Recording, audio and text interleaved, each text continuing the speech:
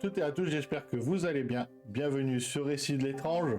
Aujourd'hui, un nouvel épisode, mais tout d'abord, je vous invite à vous abonner, activer la cloche pour ne manquer aucun autre épisode, le petit like qui permet de soutenir la chaîne et le petit commentaire pour voir si vous avez apprécié. A tout de suite.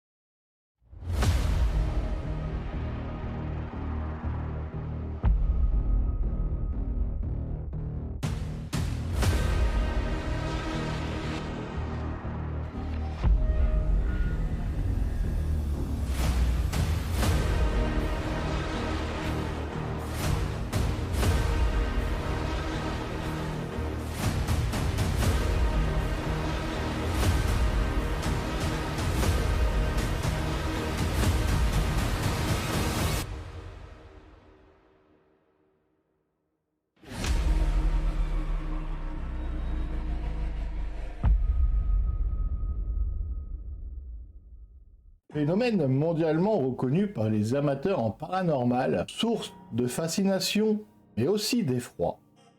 Les Shadow People ou gens de l'ombre posent une question troublante.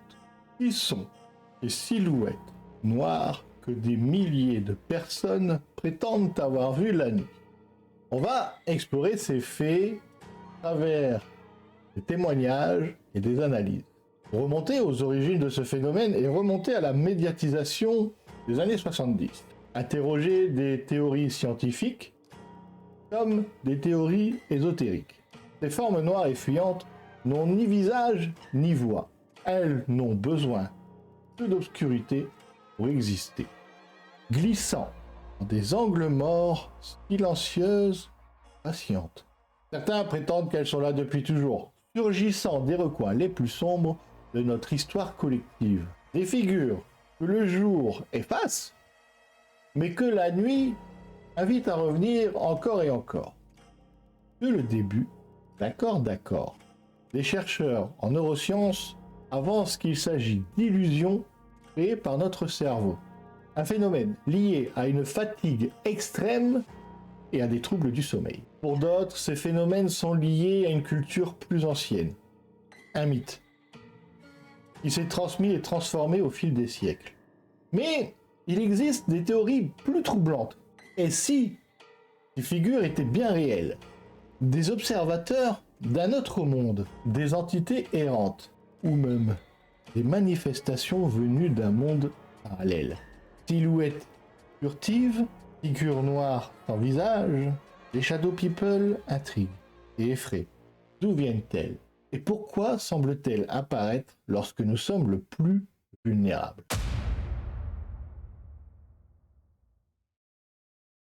Imaginez-vous seul dans votre chambre plongée dans l'obscurité. Vous avez cette sensation étrange d'être observé, mais lorsque vous ouvrez les yeux, il n'y a personne, ou du moins, personne que vous puissiez voir clairement. À partir des années 70, ces expériences sont devenues monnaie courante. Pourquoi ? En pleine période de crise économique et de tensions sociales, les angoisses collectives sont à leur comble. Le cinéma horrifique explose avec des œuvres comme L'Exorciste, et le paranormal envahit la culture populaire. Le New Age et l'ésotérisme gagnent du terrain, invitant chacun à croire que l'invisible fait désormais partie de notre quotidien. Dans cet environnement saturé de peur et de croyances, les Shadow People trouvent leur place, se glissant dans les recoins sombres de notre esprit. Alors, à chaque époque, c'est peur. À chaque peur, ses formes. Dans les années 70, la société occidentale traverse une crise identitaire, marquée par un bouleversement économique, social et technologique. Le besoin d'expliquer l'inexpliqué se traduit alors par une explosion de l'intérêt au surnaturel. Et bien sûr, l'ésotérisme et des forces invisibles. Ce contexte n'est pas anodin. C'est un terreau idéal pour que des récits mystérieux prennent racine.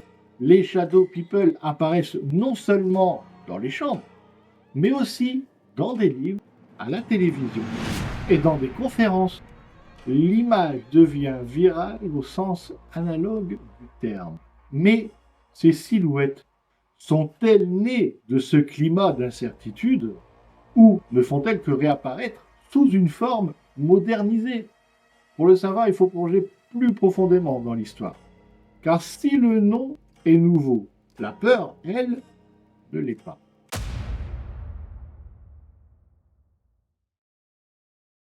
Bien que le terme Shadow People soit relativement récent et que leur popularité ait explosé dans les années 70, le phénomène, lui, remonte à bien plus loin. Des récits d'ombres ou de figures noires énigmatiques apparaissent dans différentes civilisations à travers les époques.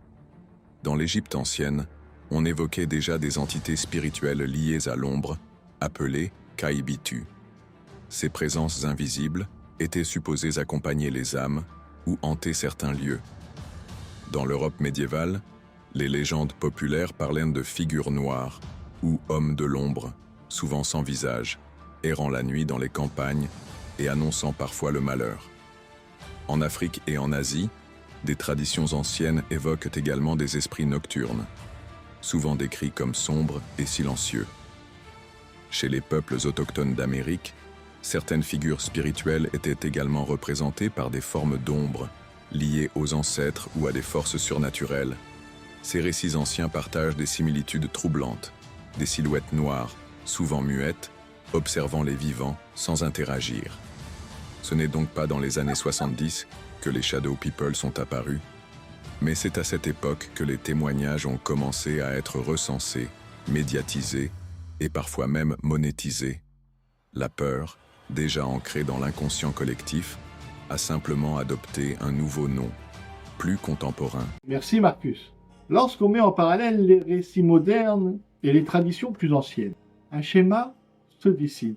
Effectivement, depuis toujours, les humains ont représenté les peurs nocturnes par des ombres noires, souvent silencieuses et observatrices.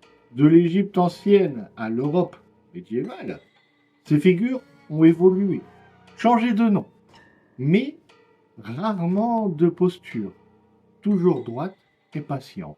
Alors nos expériences contemporaines sont-elles si différentes ou font-elles appel à un écho d'un imaginaire collectif ancien, réveillé par un stress moderne? Alors l'interprétation change, oui, mais les silhouettes, elles, restent identiques. Ces ombres traversent les siècles et les frontières. Elles semblent nous accompagner génération après génération. Alors, passons ensemble à ceux qui ont raconté leur rencontre avec ces silhouettes et découvrons ce que ces expériences peuvent nous apprendre.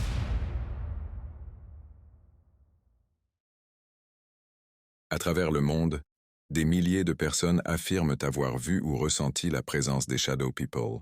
Les récits se ressemblent. Une silhouette noire, sans visage, observant silencieusement, souvent immobile, parfois fuyante dès qu'on la regarde directement. Daniel, 34 ans, originaire de Manchester au Royaume-Uni, raconte s'être réveillé paralysé, incapable de bouger, avec la sensation oppressante qu'une silhouette sombre et massive se tenait immobile au pied de son lit, le fixant silencieusement pendant de longues minutes avant de disparaître. Depuis cet événement, il dort avec la lumière allumée. Sophie, 27 ans, vivant à Denver aux États-Unis, affirme qu'une ombre noire traverse régulièrement sa chambre en pleine nuit. Selon elle, cette silhouette s'arrête parfois pour la regarder, avant de glisser lentement vers le couloir et disparaître. Ce phénomène se répète toujours aux alentours de 3 heures du matin. Emma, 41 ans, résidant à Melbourne, en Australie, décrit une expérience troublante vécue à plusieurs reprises dans son salon. Selon elle, une ombre fine et élancée apparaissait derrière le canapé, immobile, l'observant sans bruit pendant qu'elle lisait tard le soir. Elle raconte que la silhouette semblait plus dense que la simple obscurité et qu'à chaque fois qu'elle tentait de s'en approcher, elle disparaissait brusquement, laissant derrière elle une sensation de froid intense. Un autre témoignage datant de 1892 et retrouvé dans le journal personnel d'un jeune instituteur allemand décrit une expérience similaire. Je me suis réveillé dans ma chambre glacée, incapable de bouger. Une forme noire se tenait dans le coin, grande, droite, sans visage. Elle me regardait. Je voulais crier, mais ma bouche restait close. Puis elle disparut soudainement comme avalée par le mur. Ce genre de récit, bien que plus ancien et souvent interprété à l'époque comme une vision du diable, présente des points communs troublants avec les descriptions modernes des Shadow People. Ces témoignages, bien qu'impressionnants, posent autre question. Sont-ils le fruit de la paralysie du sommeil, d'un stress intense, d'une mise en scène involontaire influencée par des récits similaires? Malgré la diversité des récits, aucune preuve matérielle n'a jamais permis de confirmer l'existence réelle des Shadow People. Mais pour ceux qui les ont vus, l'expérience reste gravée comme une vérité personnelle. Ces récits, éparpillés à travers les continents et les époques, ont beau différer par la langue, la religion ou les traditions locales, ils semblent décrire une entité semblable. Une silhouette noire, silencieuse, toujours présente là où la conscience semble vaciller. En Afrique, en Amérique, en Europe, en Asie, ces figures apparaissent sous des noms différents, mais toujours liés à la peur, la nuit et à l'inconnu. Bien que contemporains dans leur forme, ils portent en eux la mémoire d'une croyance plus ancienne. Les témoins d'aujourd'hui réactivent, parfois sans le savoir, les archétypes présents dans leur culture. Esprit du sommeil, observateur silencieux, messager du malheur. Alors, ce qui semblait isolé devient universel, et ce qui semblait personnel devient collectif. Mais faut-il voir la preuve d'un phénomène mondialement réel ou le reflet d'une peur ancestrale partagée par l'humanité? Si les récits modernes nous parlent de chambres sombres et de silhouettes statiques, les textes anciens, eux, nous parlent d'ombres dans la forêt, d'apparitions au coin du feu, ou de figures dans les rêves. La forme change, mais la structure reste la même. Et c'est précisément là que se loge l'intérêt des témoignages, dans leur constance, à travers les civilisations. Ils forment un langage universel, celui de la peur de quelque chose, ou quelqu'un nous observe la nuit. Une peur qui, malgré les siècles, continue à traverser les récits. Une peur que nous allons tenter de comprendre.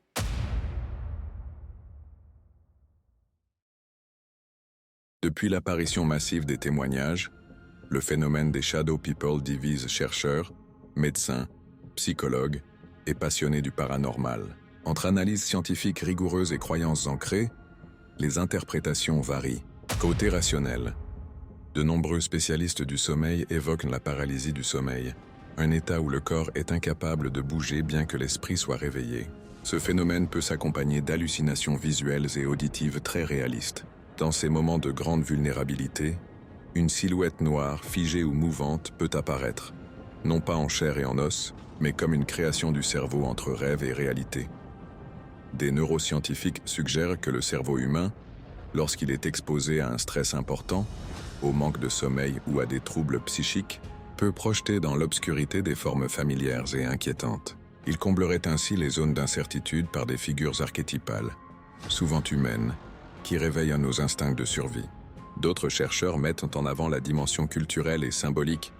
Les Shadow People représenteraient une extension moderne des figures mythiques de l'ombre présentes dans toutes les civilisations. Une forme contemporaine de la peur ancestrale du noir, adaptée à notre époque. Côté surnaturel. À l'opposé, certains auteurs et témoins soutiennent que ces figures ne sont pas de simples illusions. Pour eux, il s'agit d'entités conscientes, observatrices, parfois malveillantes. Certaines théories suggèrent qu'elles pourraient être des voyageurs interdimensionnels ou des esprits coincés entre deux mondes. Le fait que les témoignages soient nombreux, similaires et récurrents dans le monde entier est souvent avancé comme argument en faveur d'une origine réelle et non imaginaire. Enfin, une hypothèse hybride fait le pont entre les deux camps. Et si ces ombres étaient la projection de notre propre inconscient collectif, matérialisé dans notre environnement, une forme née de nos peurs, de notre mémoire collective, mais suffisamment puissante pour impacter la réalité de certains individus? Les théories, qu'elles soient scientifiques ou surnaturelles, offrent chacune un prisme de lecture du phénomène. Mais peut-on tout expliqué par la neurologie ou la psychologie. Et inversement, faut-il tout abandonner à l'invisible dès que la science se heurte à ses limites? Ce que révèle ce chapitre, c'est une tension permanente entre le besoin de tout comprendre et l'impossibilité de tout cerner. Le rationnel tente de poser des mots sur ce que l'on voit dans le noir. Le spirituel, lui, y voit des signes. Et entre les deux, il y a les témoins. Ceux qui vivent ces expériences sans toujours chercher à les comprendre. Alors que les analyses s'accumulent, un constat s'impose. Les Shadow People ne disparaissent pas. Au contraire, leur présence se réinvente, se transmet et s'installe durablement dans l'imaginaire collectif. Pourquoi ces formes reviennent-elles génération après génération? Malgré les époques et les progrès scientifiques, ce qui nous amène à une dernière question. Pourquoi? Pourquoi ces ombres reviennent-elles toujours hanter nos nuits? Qu'est-ce qui, dans leur essence, fait qu'elles résistent au temps et aux explications?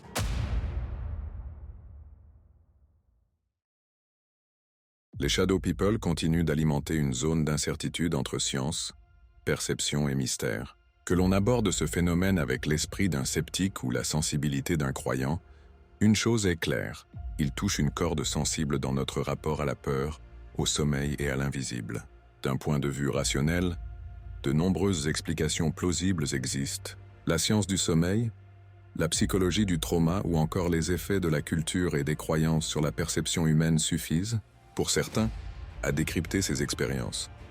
Mais il reste une part non négligeable de récits, de détails, de sensations qui échappent aux modèles établis. Alors faut-il classer ce phénomène comme un produit de l'esprit humain? Ou est-ce la preuve que notre monde recèle encore des zones inexplorées, où notre réalité croise autre chose, d'indéfinissable? Et si le véritable enjeu n'était pas tant de croire en l'existence des Shadow People, que de comprendre pourquoi nous continuons à les voir? Pourquoi reviennent-ils sous une forme ou sous une autre? Peut-être ne sont-ils pas là pour nous faire peur, mais pour nous forcer à regarder ce que nous évitons, nos peurs les plus profondes, nos traumas non résolus, ou le besoin fondamental de croire qu'il existe plus que ce que nos yeux peuvent percevoir. Les Shadow People ne sont peut-être pas des entités venues d'ailleurs, mais ils sont bel et bien là, nichés dans les angles morts de notre conscience, invisibles le jour, mais présents la nuit, pile quand notre esprit baisse sa garde. Ils sont l'écho d'un malaise plus ancien, toujours en quête de réponse. Alors que ces silhouettes soient le fruit de notre esprit fatigué ou d'un mystère encore inexpliqué. Elles nous rappellent que certaines questions n'ont pas besoin de réponse. Lorsqu'on se confronte au mystère des Shadow People, l'esprit humain cherche instinctivement des repères familiers, des réponses logiques. La science moderne propose des pistes très sérieuses. La paralysie du sommeil, hallucination hypnotique, surcharge de stress ou de projection mentale liée à l'anxiété. Phénomène très bien documenté, qui offre un cadre rassurant à ce que nous croyons percevoir dans l'obscurité. Dans cette lecture, les ombres ne seraient qu'un reflet de notre fragilité intérieure, amplifiée par l'isolement de la nuit. Mais certains cas déjouent les explications classiques, des témoignages détaillés, persistants, souvent partagés par des personnes sans aucun lien, laissant entrevoir une dimension complexe, plutôt que d'être le fruit d'un désagrément individuel, était le miroir collectif d'un malaise plus profond. Depuis des siècles, les humains projettent leur peur dans le noir. Les Shadow People pourraient bien être l'expression moderne de cette angoisse ancestrale. Une mémoire enfouie qui, au fil des générations, prend des visages nouveaux, des silhouettes muettes, qui s'invitent là où la certitude s'efface, dès que les lumières déclinent. Car l'histoire nous rappelle que certaines manifestations échappent à toute logique, prenant des tournures inattendues. parfois tragique. Une peur profondément enracinée peut grandir dans l'ombre, se nourrissant de silence et d'angoisse, jusqu'à en devenir une obsession. Quand le rationnel ne suffit plus à calmer l'esprit, certaines personnes basculent dans des comportements extrêmes, guidés par la conviction qu'un mal invisible les entoure. La frontière entre ce que l'on ressent et ce qui est réel s'efface. Et c'est là que naissent les récits les plus troublants. Et si les Shadow People n'étaient qu'un prélude, le premier murmure dans le noir, annonçant quelque chose de bien plus inquiétant. Pas seulement une ombre passive, mais les messagers silencieux d'un mal ancien, prêt à franchir le seuil de nos nuits. Effectivement, on a une séance d'exorcisme qui n'en finit pas. En soi, le grand exorcisme, alors, et encore une fois, qui est exceptionnel, hein, quand nous le faisons, voilà, encore une fois, deux ou trois fois par an, le rituel, quand on fait la prière en prenant son temps, c'est 20-25 minutes, une demi-heure.